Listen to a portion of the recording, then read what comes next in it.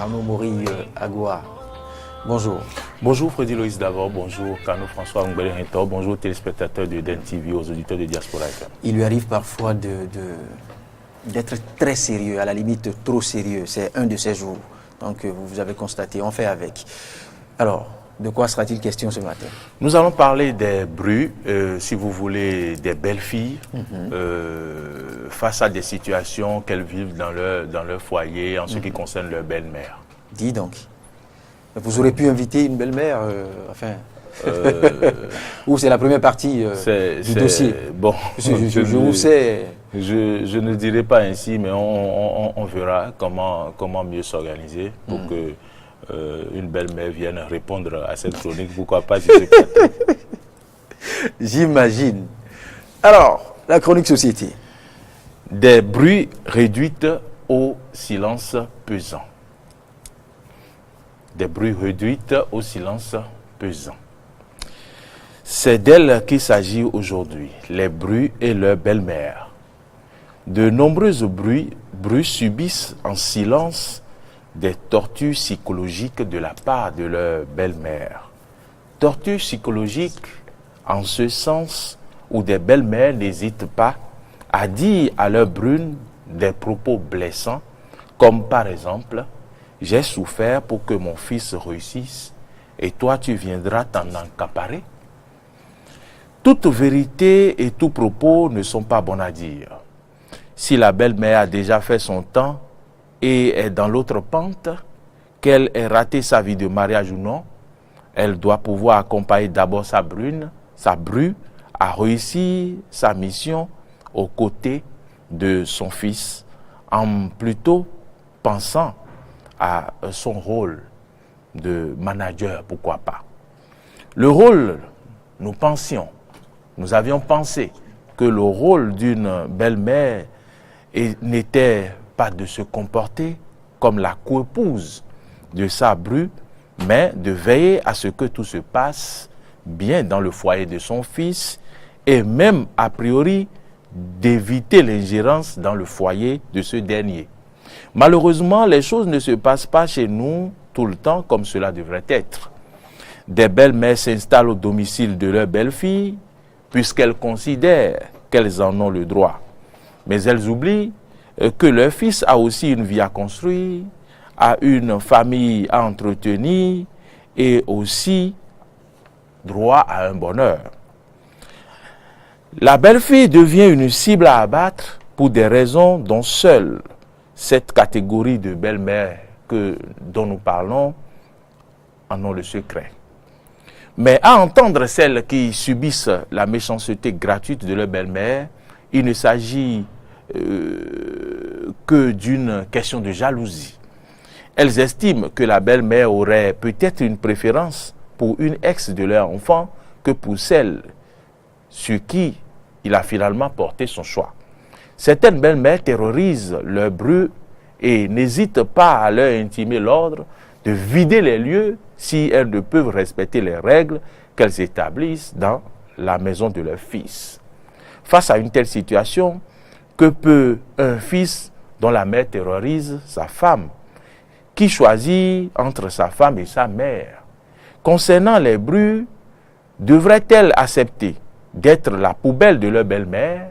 Autant d'interrogations, autant de questions auxquelles il va falloir répondre en un temps record au cours du débat qui va suivre cette chronique.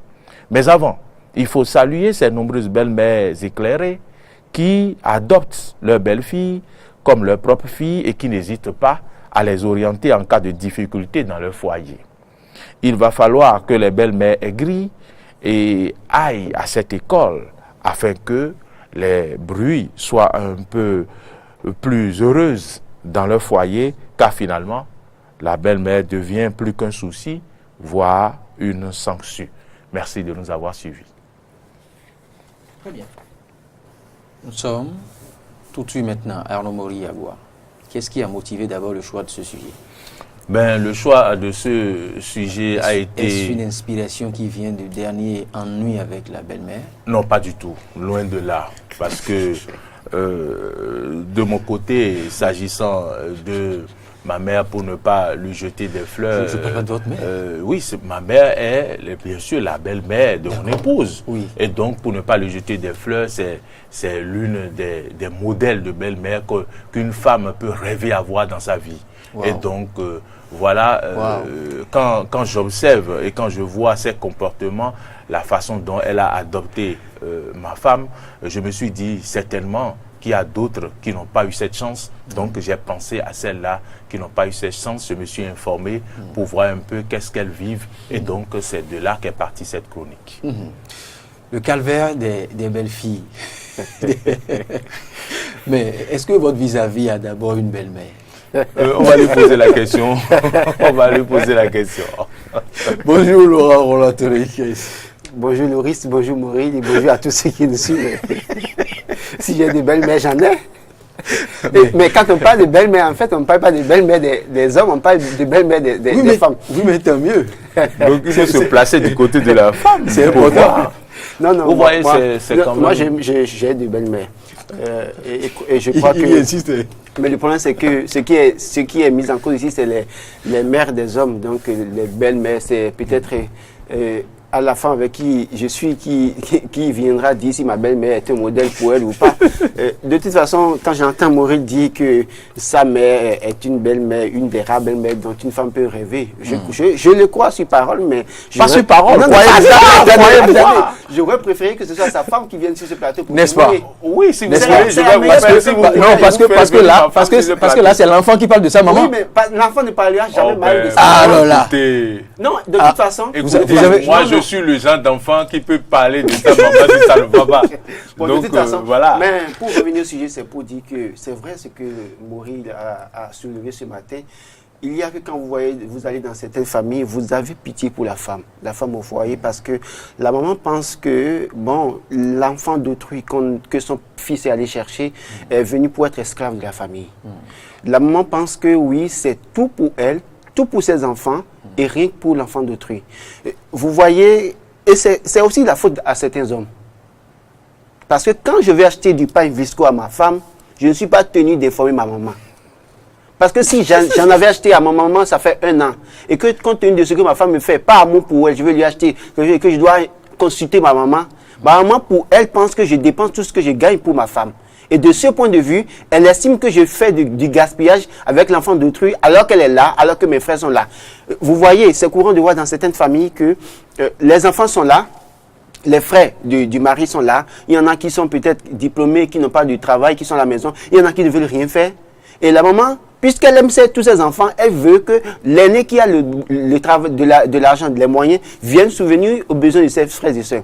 Mais puisqu'il ne le fait pas et qu'il souvient aux besoins de sa famille, en griffe de sa femme et de ses enfants, la maman pense que, oui, moi j'ai souffert toute ma vie pour toi et aujourd'hui tu ne penses qu'à ta femme. C'est de là que les problèmes naissent parfois. Et donc, parfois aussi, il faut que les hommes aussi soient discrets par rapport à ce qu'ils font avec leur épouse.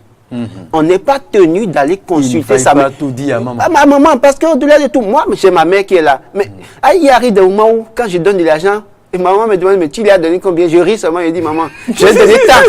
Et je dis en même temps à la femme, si jamais maman t'appelle pour te demander tant là, dis-lui que je ne t'ai pas trouvé de l'argent ou bien dis-lui que je t'ai donné tel montant. Pourquoi? Pour éviter les problèmes. Vous savez ce qui est bien dans tout ce que Parce vous que quand dites. tu dis, quand vous... Vous savez ce qui est bien dans tout ce que vous évoquez? C'est qu'elle suit. Elle suit. Non, je sais. Maman, elle est auditrice fidèle de Diaspora FM. Diaspora FM, les matins quand elle sait. Heureusement, je ne sais pas si je suis sur le plateau ce matin parce que pour elle, je suis en mission. Donc, c'est sûr qu'elle ne suit pas ce matin. Mais pour vous dire... Elle serait en train de secouer la tête comme ça. Non, mais... Ok. Voici le topo. Donc, non, mais elle comprendra, puisque je lui dis parfois, maman, mais il faut laisser tomber ce débat-là. Parce qu'en réalité, ça dépend de nous. C'est nous les hommes. C'est nous les hommes. Si tu aimes la femme, fais-lui ce que tu peux lui faire, mais sois un peu discret. Et quand il y a un problème, puisque là où il y a aussi les problèmes, c'est que quand ta femme te parle mal un jour et que déjà le lendemain, tu veux aller consulter ta maman pour lui dire, maman, hier elle a fait ci. Sois sûr que tu livres ta femme sur le plateau du sacrifice de ta maman. Parce que quand tu fais ça régulièrement, la maman n'aura plus de dégâts à ta femme. Absolument.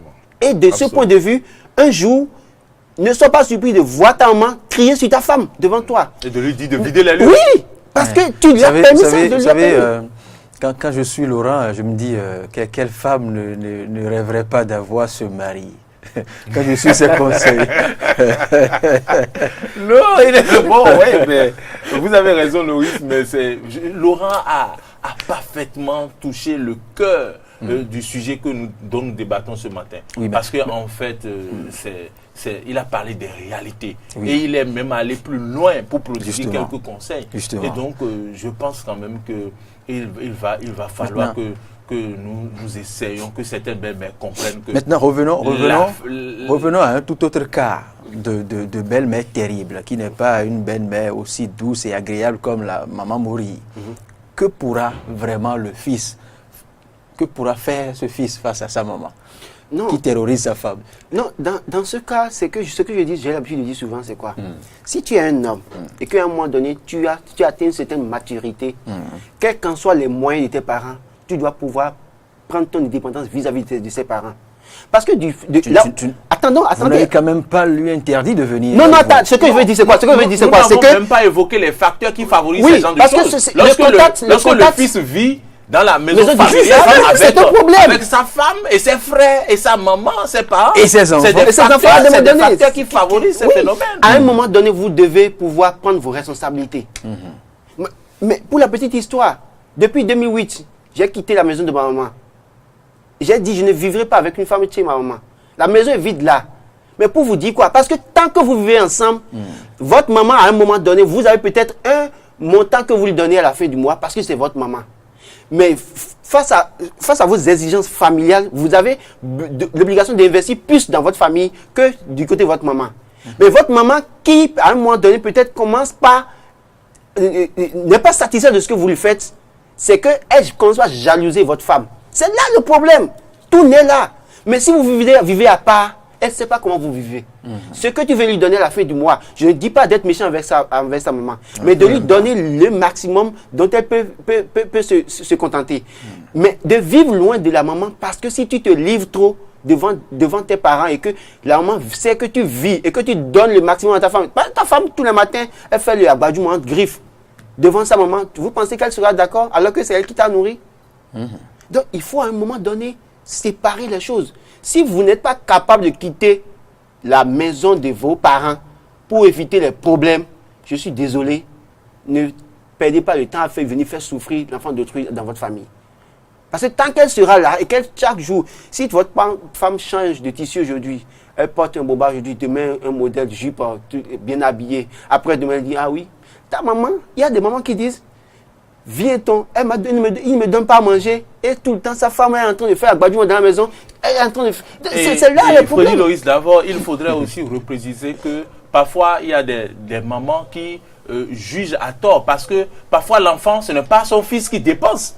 C'est plutôt la femme qui dépense, qui habille son enfant. Il y a aussi ce truc-là. C'est la femme, même la moto que le mari conduit, c'est la femme qui a acheté. La voiture qu'il roule, c'est la femme qui a acheté. Merci. La maman pense que c'est son fils qui est en train d'être, et qui fait tout, et qui dépense son argent pour sa femme. Et ça aussi, c'est des problèmes. Ça a occasionné beaucoup de problèmes dans les foyers. Ça continue d'en occasionner. Et donc, franchement, c'est des choses qu'il faut éviter. Il faudrait que nous puissions... Pour finir, Mori, et si maman vient à vous poser la question, à compter de ce jour, eh bien, vous faites le choix. Et maman te dit, demande de faire le choix entre ta femme et elle. Ah, non, ça c'est très compliqué de répondre à cette question. Choisir entre sa femme et sa maman, c'est difficile. S'il faut prendre soin, s'il faut continuer de prendre soin de... Non. S'il faut privilégier maman à sa femme, sa femme à sa maman. Non, il faut vraiment recadrer les choses et dire à sa maman concrètement, tu ne peux pas jouer le rôle que joue ma femme. Voilà. Et ma femme ne peut pas jouer le rôle que tu as joué dans ma vie. Voilà. Chacun dans son coin. J'exigerai à ma femme de te respecter. Voilà. Mais ne me demande pas de me débarrasser de ma femme parce qu'à un moment donné, si je me débarrasse d'elle, tu ne peux pas jouer le rôle qu'elle joue dans ma vie. Mais c'est vrai que c'est compliqué, c'est difficile quand on est dans cette situation, mais on fait face. Alors, Arnaud Mori-Yagua, on a tout dit. Merci. Mais on n'a pas expliqué pourquoi les mamans ou les belles-mères se comportent ainsi. Peut-être ça fera objet de notre numéro